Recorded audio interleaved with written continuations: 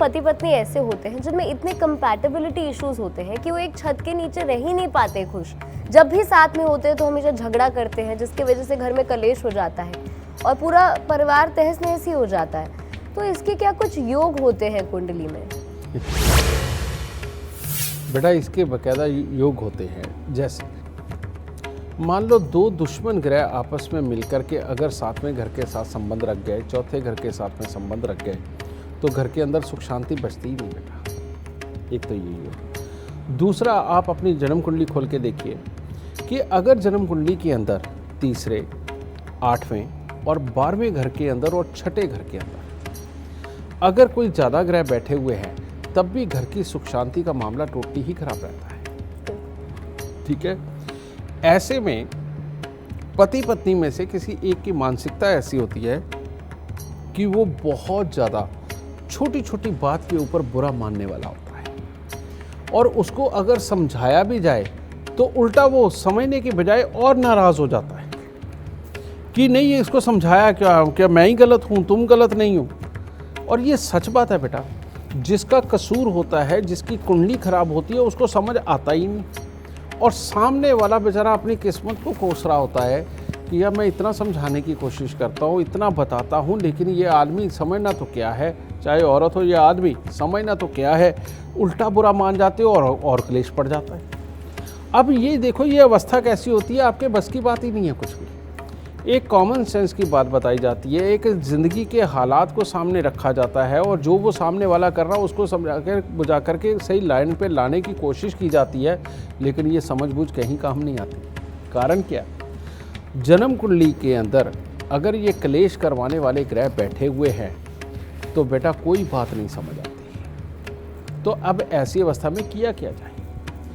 अब ऐसी अवस्था के अंदर हमारे काम आता है सिर्फ और सिर्फ मंदिर। ठीक है। मंदिर कैसे?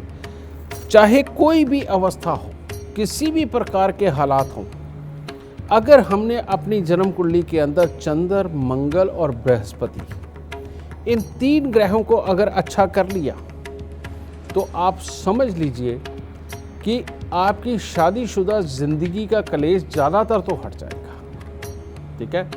और सामने वाले को जो आज तक बात नहीं समझ आ रही बेटा, वो बात तो समझ आने लग जाएगी, और आराम से धीरे धीरे करके, अगर चाहे बेशक उपाय लंबे समय तक करना पड़े, लेकिन ये खुशहाली तो मिल ही जाएगी ना।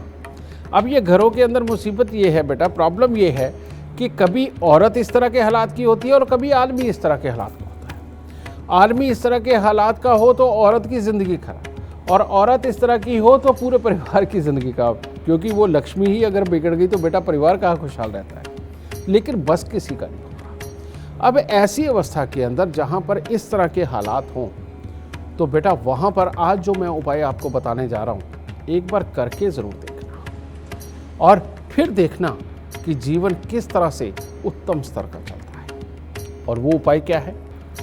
हर रोज़, यानी कि कम से कम 43 दिन लगातार आपको मीठे पीले चावल बनाने हैं, जिसके अंदर आप बेशक ड्राई फ्रूट भी डाल सकते हो, उसमें किशमिश भी डाल सकते हो। ठीक है।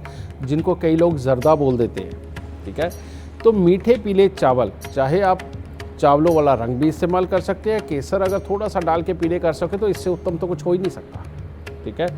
तो 43 दिन मीठे पीले ये चावल बना करके पहले जाके मंदिर में परमात्मा को भोग लगाएं, और भोग लगा के बाहर निकल के प्रसाद के रूप में जितने ज़्यादा लोगों को बांट सके उतना उत्तम। आप पहले 43 दिन लगातार ऐसा करते हैं, और उसके बाद अपने जीवन में नियम बना लीजिए कि आपको हर सोमवार को ये मीठे पीले चावल बना करके परमात्मा को भोग लगा करके ये बांटने हैं। आप देखिए आपके जीवन से कलेश दूर जाने लगेगा।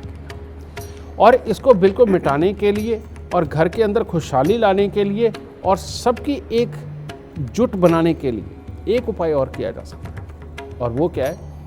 हर मंगलवार को 8 गुड़ की रोटी, जो कि गुड़ की चाशनी बना करके जिसके अंदर आटे के अंदर उसको डाल के बेटा 8 ही पेड़े बनाने हैं, वो बना के तंदूर में उन रोटियों को लगवा के कुत्ते और कौवों को ये आप डालते रहे हर मंगलवार को। आप मात्र ये 2 उपाय करके देखिए बेटा।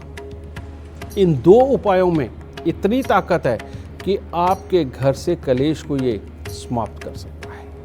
और तीसरी बात, ये तो बहुत बड़ी बात बताने जा रहा हूँ बेटा, कि जिस भी औरत के पाँव के अंदर बिछुए रहते हैं, यानी कि चांदी के बिछुए डालते हैं, जो औरत पाँव के अंदर चांदी की पाजेब पहन के चलती है, और जो मांग के अंदर वाकई में लाल वाला सिंदूर भर के चलती है, उसकी आधी तो मुसीबत ग्रहों की दी हुई वैसे ही कट जाती है। और सबसे बड़ी बात है, ये करने से सिर्फ एक क्लेश वाली अवस्था ही नहीं कम होती, औरतों को जो तरह तरह की तकलीफ़ें लग जाती हैं, कभी कहीं उनकी कमर में दर्द है, कभी पाँव में है, कभी सर में है, या और भी बहुत सारी समस्याएं औरतों को आती हैं, बेटा ये समस्याएं भी कम करती है, ये एक्यूप्रेशर का भी काम करती है ये पहनना।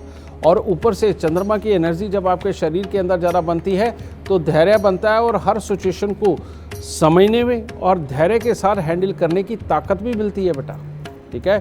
तो इस आप उपायों को करके देखिए, इन उपायों को करके देखिए, जीवन के अंदर वाकई में खुशहाली मिलेगी।